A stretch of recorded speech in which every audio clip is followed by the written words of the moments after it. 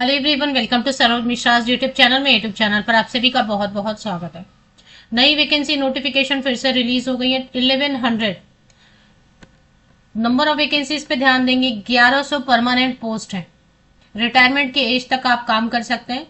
Permanent नौकरी, स्थायी नौकरी जहां भी मिले एप्लीकेशन जरूर करनी चाहिए, क्योंकि कॉन्ट्रैक्ट की जॉब में अगर आप काम कर चुके हैं या आपने अभी तक काम नहीं किया तो कॉन्ट्रैक्ट की जॉब का जो एक्सपीरियंस होता है कि हमेशा एक टेंशन बना रहता है कि जॉब कब तक है और कब चली जाएगी। तो जहां भी आपको स्थायी नौकरी मिलती है उसमें एप्लीकेशन जरूर करें। ग्रेजुएशन किसी भी विषय से फ्रेशर, मेरी कोशिश रहती है कि जो फ्रेशर अप्लाई कर सकें ऐसी अपॉर्चुनिटीज में ज्यादा से ज्यादा उनकी वीडियोस लाऊं और अपने चैनल पर अपलोड करूं वीडियोस बना के। तो कोई भी स्नातक, किसी भी विषय से स्नातक की डिग्री ली हुई है, ग्रेजुएट है आप या पोस्ट ग्रेजुएट, मिनिमम तो ग्रेजुएशन मांग रहे हैं। सब्जेक्ट का कोई कंडीशन नहीं, कोई एक्स्ट्रा सर्टिफिकेट वगैरह नहीं मांग रहे, कोई एक्सपीरियंस नहीं मांग रहे। एक्सपीरियंस वाले भी अप्लाई करना चाहे तो अलग वैकेंसी आई हुई है। और भी इससे भी अच्छी बात यह है कि अपने ही रीजन में आपको काम करने का मौका, जब भी परमानेंट नौकरी ढूंढने जाते हैं ना तो एक टेंशन ये होता है कि हमेशा जो रीजन है वो चेंज करना पड़ता है, कहीं और जाके नौकरी मिलती है परमानेंट, बट यहाँ पे आपको अपने रीजन में काम करने का मौका मिल जाएगा। ऑफिसर पोस्ट है, ग्रेड ओ ऑफिसर। चलिए आगे देख लेते हैं। नोटिफिकेशन की सारी डिटेल्स वीडियो के एंड तक आपको प्रोवाइड कर दी जाएंगी। अलग अलग जोन्स बताए गए हैं। जिस जोन में आप अप्लाई करेंगे उस जोन में अप्लाई करने के लिए कुछ कंडीशन है, और जिस जोन से आप अप्लाई करेंगे मोस्टली आपको वहीं पर पोस्टिंग मिल जाएगी। और कम से कम 10 साल तक आप उसी जोन में, और 10 साल क्या उसके आगे भी आप, कभी ऐसा हो जाता है शॉर्टेज हो जाए रिसोर्स मैन पावर तो हो सकता है जोन चेंज करेंगे, अदरवाइज उसी जोन में आप रिटायर भी हो सकते हैं। तो अहमदाबाद जोन में कौन कौन से स्टेट आ रहे हैं? दादरा एंड नागर हवेली, दामन एंड दीव, गुजरात। गुजराती लैंग्वेज आपको आना चाहिए।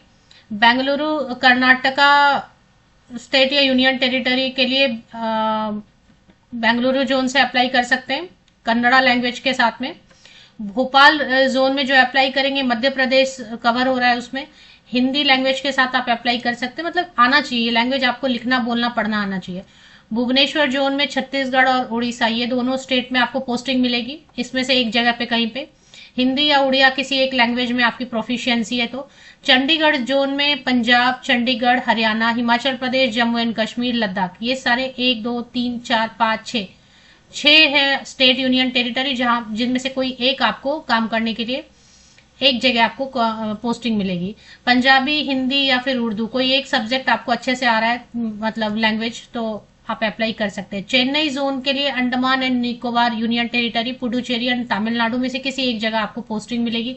तमिल लैंग्वेज यहाँ पर चाहिए। नंबर ऑफ वैकेंसीज आप देख ही रहे हैं, हर जोन में किसी में 78। दिल्ली, दिल्ली जोन से आप अप्लाई करेंगे तो दिल्ली एनसीआर या फिर राजस्थान में आपको कहीं एक जगह पे आपको पोस्टिंग मिलेगी। हिंदी लैंग्वेज आना चाहिए। 130 वैकेंसीज हैं इसमें।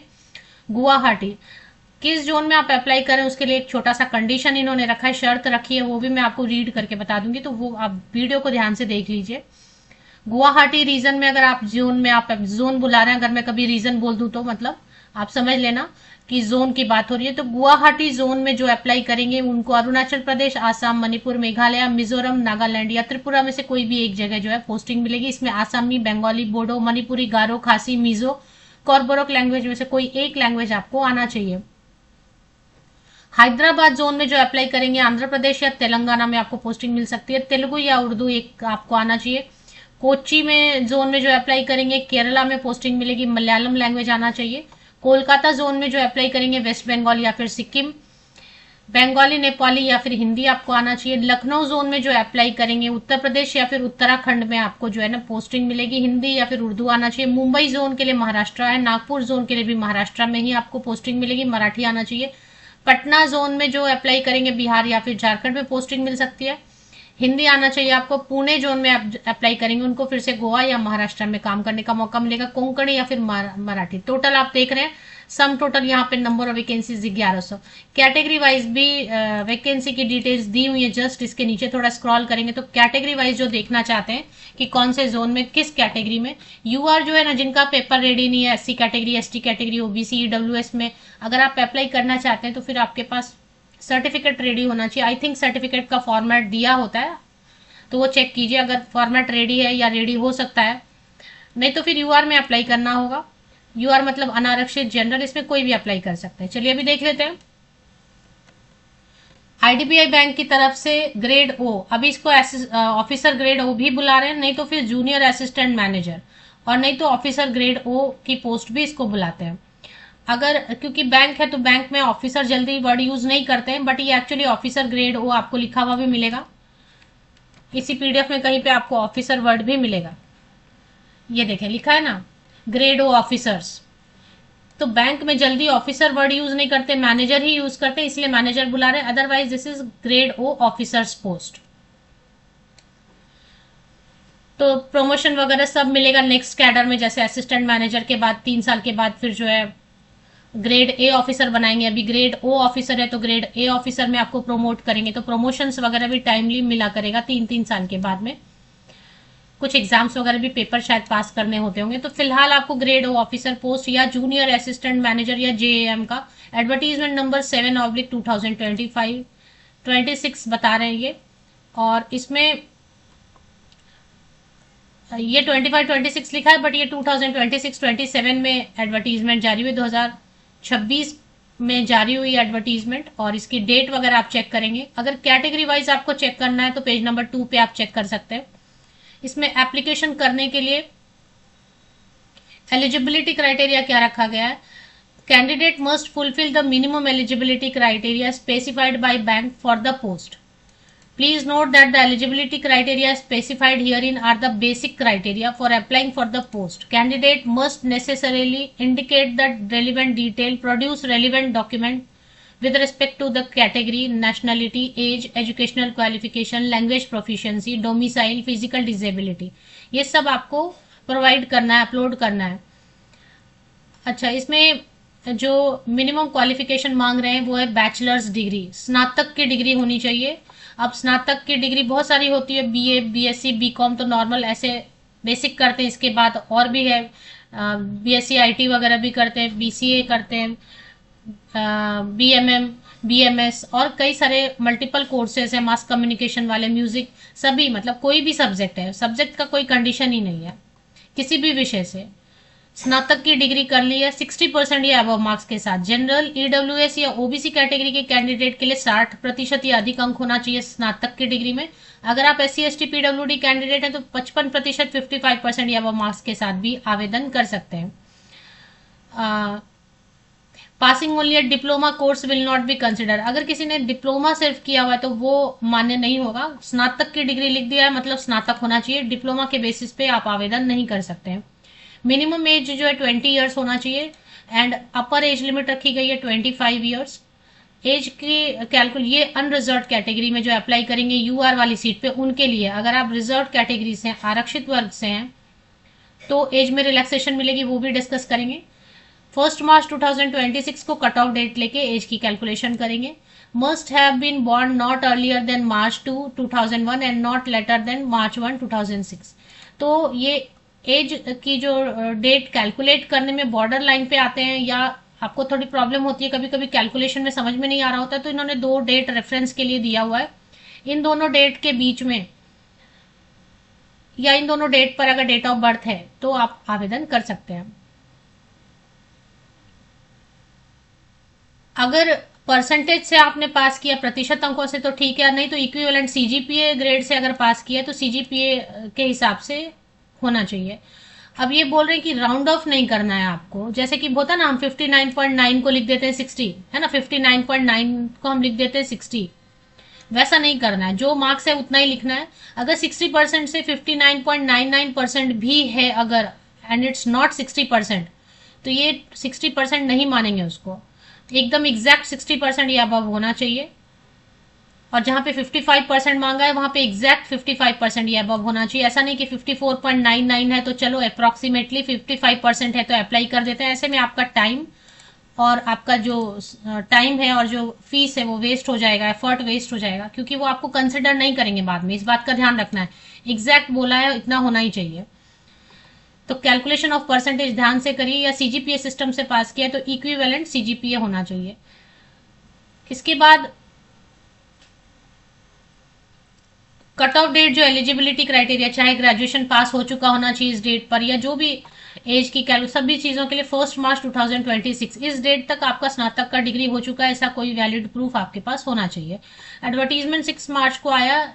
ऑनलाइन रजिस्ट्रेशन 8 मार्च से शुरू हो चुका है और 19 मार्च तक आप आवेदन कर सकते हैं। इसमें एक और कंडीशन लिखी हुई है, ऑनलाइन टेस्ट टेंटेटिवली 12 अप्रैल को हो सकता है मॉर्निंग सेशन में। ये टेंटेटिव है तो हो सकता है ±4 डेज 5 डेज 1 वीक हो सकता है।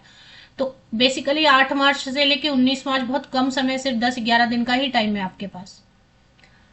इमोल्यूमेंट तो मैं आपको बता रही हूँ, जैसे कि सिटी टू सिटी डिफर करता है। जैसे कि अब मेट्रो सिटी है तो यहाँ पे आपको 54,000 तक, 6,50,000 रुपए तक भी सालाना ईयरली इनकम हो सकती है। नहीं तो जैसे स्मॉल सिटीज हैं तो कहने का मतलब है कि 51 से 54,000 तक, 51 से लेके 54,000 रुपए तक डिपेंड करेगा कि आप कौन सी सिटी में। मेट्रो सिटी में तो थोड़ा ज्यादा मिलेगा, नॉर्मल सिटीज में है तो थोड़ा कम मिलेगा। मतलब 50,000 तो दे रहे हैं, मिनिमम 50,000 तो दे रहे हैं। 3 साल के बाद आपको ग्रेड ओ से ग्रेड ए ऑफिसर बना देंगे। सिलेक्शन प्रोसेस एक कंडीशन में ढूंढ रही हूँ तब से कि उन्होंने लिखा हुआ है कुछ कि डोमिसाइल होना चाहिए आपको जहां से अप्लाई करेंगे, या लैंग्वेज का, वो मैं ढूंढ सर्च कर रही हूँ। तब तक बीच में जो चीजें आ रही है सीक्वेंस में मैं आपको बताती जा रही हूँ। एक इंपॉर्टेंट कंडीशन है इसमें अप्लाई करने के लिए ग्रेजुएशन स्नातक होने के अलावा, वो भी मुझे बताना है। तो जैसे मैं सीक्वेंस में आगे बढ़ रही हूँ तो जो चीजें मुझे, सिलेक्शन प्रोसेस में एक ऑनलाइन टेस्ट होगा, डॉक्यूमेंट वेरिफिकेशन होगा, एक पर्सनल इंटरव्यू होगा और एक मेडिकल टेस्ट। वो जो होता है ना मेडिकल टेस्ट, वो एक नॉर्मल फॉर्मेलिटी होती है। तो ऑनलाइन टेस्ट में, एक सेकेंड, ये पॉइंट मैं बहुत देर से सर्च करूँ, पहले मैं ये बताना जरूरी समझ रही हूँ कि आ, आपके पास एक लैंग्वेज प्रोफिशिएंसी के लिए क्या मांग रहे हैं ये। आपके पास अगर आपके स्टेट का या जिस जोन से आपने अप्लाई किया वहां का डोमिसाइल सर्टिफिकेट है तो ठीक है, नहीं तो कोई प्रॉब्लम नहीं है। जिस जोन में, जैसे एक जोन बताया है और उसमें बता रहे हैं कि पंजाब भी है, चंडीगढ़ है, बहुत सारे स्टेट या यूनियन टेरिटरी लिखे, उसमें से किसी एक का आपके पास, किसी एक स्टेट का अगर आपके पास डोमिसाइल है तो फिर ठीक है।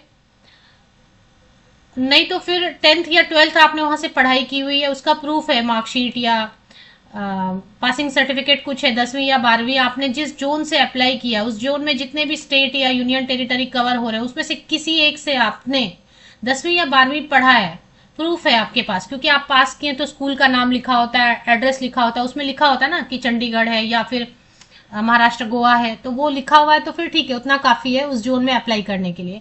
तो आई होप ये पॉइंट क्लियर है कि जिस जोन में आप अप्लाई कर रहे हैं उसके लिए एक एविडेंस चाहिए कि आपने 10वीं या 12वीं वहां से पास किया। नहीं तो फिर अगर डोमिसाइल है तो वो दे दीजिए। और आपको लैंग्वेज आ रहा होना चाहिए। लैंग्वेज के लिए कोई टेस्ट नहीं ले रहे हैं, ऐसे बस लिख रहे हैं slash certificate substantiating having the knowledge of the language of any one of the chosen state in the applied zone। तो लैंग्वेज आना चाहिए, बस इतना ही बोल रहा है। तो कई बार तो जैसे महाराष्ट्र में आप देखेंगे मराठी या कोंकणी, वो हमने पढ़ा होता है, वो एविडेंस भी होता है हमारे पास, है ना। चलिए, तो ये है, उनमें से कोई भी एक चलेगा। मार्कशीट भी है तो चलेगा, जरूरी नहीं कि लैंग्वेज होना जरूरी है। लैंग्वेज लिखा हुआ नहीं है तो भी चलेगा। अगर आप मार्कशीट या पासिंग सर्टिफिकेट है, आपने उस जोन के किसी यूनियन टेरिटरी या स्टेट से 10वीं या 12वीं 10th या 12th पास किया तो इतना भी काफी है। या फिर ऐसा सर्टिफिकेट में शो हो रहा है कि आपने वो लैंग्वेज पढ़ा है जो लैंग्वेज वहां लिखा हुआ है, तो वो भी चलेगा। नहीं तो सेल्फ डोमिसाइल सर्टिफिकेट क्या बोल रहे हैं, तो एक सर्टिफिकेट डोमिसाइल का मांग रहे हैं। चलिए, अब ये सब आपको चीजें रखनी है। 10th 12th का पासिंग सर्टिफिकेट, मार्कशीट, ग्रेजुएशन का year wise, semester wise passing certificate, marksheet, ये सारी चीजें आपको रखनी है। और 10th या 12th का स्कूल लिविंग सर्टिफिकेट या बर्थ सर्टिफिकेट एज के प्रूफ के लिए। 10th का पासिंग सर्टिफिकेट या मार्कशीट चल जाता है, नहीं तो स्कूल लिविंग में भी होता है, मतलब एज के प्रूफ के लिए बहुत सारी चीजें। तो ये मुझे एक बताना था कि लैंग्वेज प्रोफिशिएंसी टेस्ट मुझे कहीं दिखाई नहीं दे रहा है, अगर होगा तो मैं आगे आपको बताती हूँ। तो इसमें एग्जाम पैटर्न डिस्कस कर रही थी मैं कि क्या एग्जाम का पैटर्न है इनका। एज में रिलैक्सेशन दे रहे हैं पहले तो, जैसे कि अभी मैंने आपको एज लिमिट्स बताई अनरिजर्व कैटेगरी के लिए, तो 5 साल जोड़ लीजिए। अपर एज लिमिट में 5 इयर्स की रिलैक्सेशन मिलेगी SC ST कैंडिडेट को। मतलब एज कितना बता रहे थे, 20 to 25 बता रहे थे, है ना। तो एज 20 to 25 बता रहे थे, अनरिजर्व कैटेगरी, अनारक्षित वर्ग या जनरल कैंडिडेट्स के लिए, या अनारक्षित सीट पे आप अप्लाई करेंगे तो उनके लिए, तो उसमें एज में रिलैक्सेशन मिलेगी। अगर SC ST कैंडिडेट है तो 5 साल की एज में रिलैक्सेशन आपको मिलने वाली है। इसी तरीके से और भी एज में रिलैक्सेशन मिलेगी। तो मैं आपको एज एक बार फिर से दिखा दूं और फिर एज के रिलैक्सेशन भी डिस्कस करेंगे। तो अनारक्षित वर्ग के लिए पेज नंबर 3 पे लिखा हुआ है 25 साल अपर एज लिमिट है, ऊपरी आयु सीमा है 25 साल। जनरल कैंडिडेट अनारक्षित वर्ग के लिए UR की सीट पे जो अप्लाई करेंगे। और पेज नंबर 9 पे लिखा है एज में रिलैक्सेशन। तो अगर आप SC ST कैंडिडेट हैं तो 20 to 30 ईयर्स के SC ST कैंडिडेट अप्लाई कर सकते हैं। अगर आप OBC non creamy layer candidate हैं तो 20 to 28 ईयर्स तक के, 20 से 28 साल तक के OBC non creamy layer candidate apply कर सकते हैं। PWD कैंडिडेट है तो कम से कम 10 साल की छूट मिलती है, तो 20 to 35, 20 से 35 साल के PWD कैंडिडेट आवेदन कर सकते हैं। इसके अलावा महिलाओं के लिए छूट है या नहीं है वो देख लेते हैं। मेल फीमेल कैंडिडेट सभी अप्लाई कर सकते हैं। फीमेल कैंडिडेट के लिए कोई भी एज में रिलैक्सेशन नहीं है। और ये जो OBC लिखा है ना, इसमें OBC non creamy layer candidate को ही एज में रिलैक्सेशन मिलती है। तो ये पेज नंबर 8 पे लिखा हुआ है। अब सिलेक्शन के लिए इन्होंने क्या क्राइटेरिया रखा है वो डिस्कस कर लेते हैं। क्योंकि ऑनलाइन एग्जाम होगा, एक होगा, ऐसा नहीं है कि प्रीलिम्स होगा फिर मेन होगा, ऐसा कुछ नहीं। एक ही एग्जाम होगा, 1 एग्जाम ओनली, उसके बाद इंटरव्यू होगा। तो इसमें logic, reasoning, data analysis and interpretation 60 question 60 marks पूछेंगे। इसमें सेपरेट टाइम आपको दिया जाएगा, टाइम स्लॉट, मतलब टाइम लिमिट जो है ना सेक्शन वाइज रहेगा। एक सेक्शन का टाइम खत्म होते ही उसके क्वेश्चंस दिखने आपको बंद हो जाएंगे। मतलब टोटल 120 मिनट्स मिल रहा है, मतलब टोटल 2 घंटे मिल रहे हैं, ऐसा नहीं है। 40 मिनट्स के बाद आपको, 40 मिनट के बाद आपको logic, reasoning, data analysis, interpretation के क्वेश्चंस दिखने, वो सेक्शन बंद हो जाएगा, उसका क्वेश्चन दिखना बंद हो जाएगा। तो आप जितना अटेम्प्ट कर पाएंगे इसी टाइम में। इंग्लिश लैंग्वेज के लिए 40 क्वेश्चन 40 मार्क्स रहेगा। 20 मिनट्स के बाद इंग्लिश का प्रश्न दिखना बंद हो जाएगा। फिर इसी तरीके से quantitative aptitude 40 question 40 marks 35 minutes तक के लिए दिखेंगे। General economy, banking awareness, computer IT 60 question 60 marks 25 minutes, total 120 minutes, 2 hours आपको मिलेंगे। 200 क्वेश्चन 200 मार्क्स, मतलब ईच क्वेश्चन 1 मार्क, एक क्वेश्चन 1 मार्क करेगा। इसमें क्वेश्चन इंग्लिश में भी रहेंगे, हिंदी में भी। जिन्होंने पढ़ाई, जैसे ग्रेजुएशन आपने मान लेते BA हिस्ट्री किया, ज्योग्राफी किया, या कोई ऐसा विषय पढ़ा और आपने हिंदी से पढ़ाई किया, आप हिंदी में क्वेश्चन पढ़ के आंसर करना चाहते हैं तो हिंदी का ऑप्शन रहेगा। हालांकि ऑनलाइन एग्जाम रहेगा, कंप्यूटर बेस्ड, ये ध्यान रखना है। ऑफलाइन पेन पेपर पे नहीं होगा, कंप्यूटर पे होगा। तो हिंदी में भी क्वेश्चन पढ़ के आंसर कर सकते हैं, इंग्लिश में भी क्वेश्चन पढ़ के आंसर कर सकते हैं। इसमें क्वालिफाइंग मार्क्स रहेगा। The minimum qualifying marks sectional aggregate will be as decided by the bank on the available vacancies for each of zone separately. तो जोन वाइज जो है ना क्वालिफाइंग मार्क्स रखेंगे कि जोन में कितनी वैकेंसीज हैं तो क्या कट ऑफ जाना चाहिए, वो जोन वाइज रखेंगे, क्योंकि सिलेक्शन वो जोन वाइज कर रहा है। अच्छा, अब इसमें और भी एक चीज है कि पेनाल्टी रख रहे हैं रॉन्ग आंसर के लिए, मतलब negative marking, yes 1/4 mark cut हो जाए, क्योंकि 1 मार्क का तो क्वेश्चन है, 1/4 आपका क्वेश्चन का मार्क्स कट हो जाएगा। तो यानी कि 4 गलत आंसर आप कर देते हैं तो हर 4 गलत आंसर पे 1 मार्क आपके माइनस हो जाएंगे। तो ये नेगेटिव मार्किंग इसमें है। अब इसमें और भी चीजें, पर्सनल इंटरव्यू रहेगा, वो तो based on number of vacancies and applicants against each of the applied zone, cut off will be decided separately for each of zone। Her zone के लिए अलग अलग कट ऑफ रहेगा और जोन वाइज जो है ना सिलेक्शन होगी। until the completion of the interview process and drawing of the final merit list, the score obtained in the OT will not be shared। तो आपने ऑनलाइन टेस्ट में क्या स्कोर किया वो नहीं शेयर करेंगे, वो पूरा फाइनल रिजल्ट आने के बाद। जो OT में ऑनलाइन टेस्ट में सक्सेसफुल होंगे उनको ही पर्सनल इंटरव्यू के लिए बुलाया जाएगा। और वो सब कितने बुलाए जाएंगे वो सब category wise, zone wise decide होगा। पर्सनल इंटरव्यू 100 मार्क्स का रहेगा। इसमें भी क्वालिफाइंग मार्क्स रख रहे हैं, 50% कम से कम स्कोर करना है। SC ST OBC PWD candidate को 100 में कम से कम 45 लाना है। बाकी जनरल EWS इनको 50 मार्क्स लाना है। The combined final score of candidate shall be arrived on the basis of OT and interview। जो फाइनल मेरिट लिस्ट आपका बनेगा सिलेक्शन के लिए, जो मेरिट लिस्ट फाइनल बनेगा वो जोन वाइज बनेगा। तो उसमें ऑनलाइन टेस्ट एंड इंटरव्यू इन दोनों को कंबाइन करके मेरिट लिस्ट बनाएंगे। जोन वाइज ही बनेगा आपका मेरिट लिस्ट, इसलिए जोन वाइज बनेगा, इसलिए जोन में ही आपकी पोस्टिंग होगी। मेडिकल फिटनेस एक तो ना फॉर्मेलिटी रहती है, वो तो ठीक है।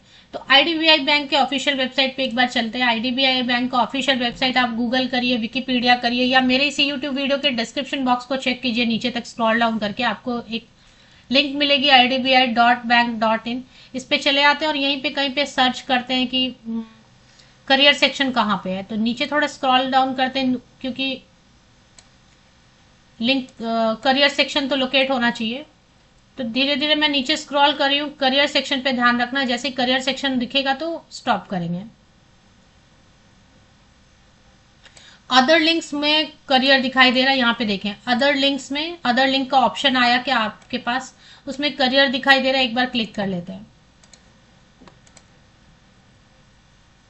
अलर्ट आ रहा है, वो आप पढ़ लीजिए अच्छे से, क्योंकि आजकल बहुत गलत वेबसाइट भी। अब इसमें करंट ओपनिंग में फिर से क्लिक करेंगे। करंट ओपनिंग में क्या क्या आ रहा है वो चेक कर लेते हैं।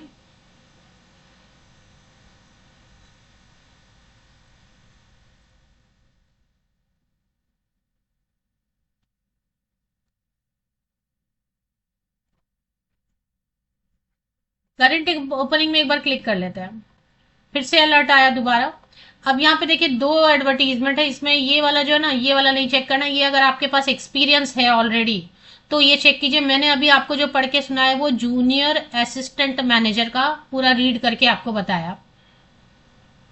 और ये ग्रेड ओ ऑफिसर भर्ती है, 1100 पोस्ट है, ये वाली मैंने एडवर्टीजमेंट आपको बताई। अब इस पे आप जैसे क्लिक करते हैं, न्यू है ना, इस पे क्लिक करते हैं तो डिटेल्ड एडवर्टीजमेंट का ऑप्शन है, अप्लाई ऑनलाइन का ऑप्शन है। तो अप्लाई ऑनलाइन के ऑप्शन पे क्लिक करेंगे तो यहाँ पे ये पेज ओपन हो जाएगी। Click here for new registration, यहाँ पे रजिस्ट्रेशन करके आप पूरा प्रोसेस कंप्लीट कर सकते हैं। मैंने फीस नहीं बताया, एक बार फीस आपको बता दो। फीस की डिटेल दी है पेज नंबर 12 पर। 8 मार्च से लेकर 19 मार्च तक ही आवेदन कर सकते हैं, 8 मार्च से लेकर 19 मार्च 2026 तक। इसमें फीस बता रहे हैं कि SC ST PWD कैंडिडेट के लिए, यहाँ थोड़ा एरर है, टाइपिंग एरर आई थिंक, 250 रुपए लगेंगे। और बाकी अनरिजर्व EWS OBC जितने कैंडिडेट हैं उनके लिए 1050 रुपीज, 1050 रुपए लगेंगे। तो इतना फीस आपको लगने वाला है।